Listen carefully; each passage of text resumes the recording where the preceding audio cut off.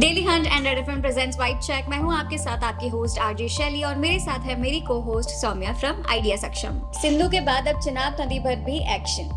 सिंधु नदी के बाद अब भारत ने चिनाब नदी के पानी पर भी अपना नियंत्रण बढ़ाने की तैयारी कर ली है। मोदी सरकार ने इस दिशा में कदम बढ़ाते हुए चिनाब नदी पर स्थित रणबीर नहर के विस्तार की योजना बनाई है।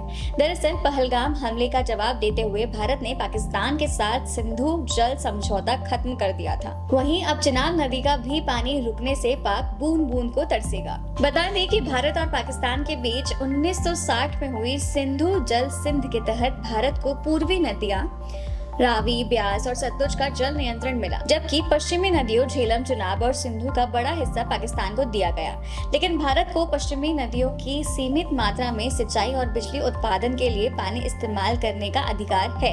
रणबीर नहर के विस्तार का सीधा मतलब यह है कि भारत इन अधिकारों का पूरा उपयोग करेगा, जिससे पाकिस्तान की जल आपूर्ति पर असर पड़ेगा।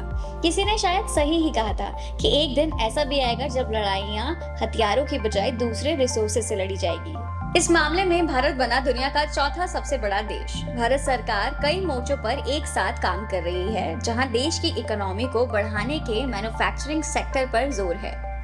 वहीं दूसरी ओर एक्सपोर्ट बढ़ाने पर भी सरकार तेजी से काम कर रही है।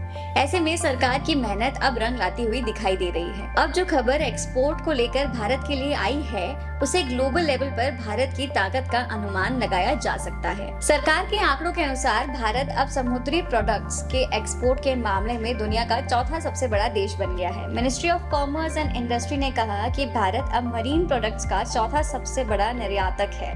वित्त वर्ष 2025 में 130 देशों ने भारतीय मरीन प्रोडक्ट्स का इंपोर्ट किया, जबकि 2014 से 15 में यह संख्या 105 थी।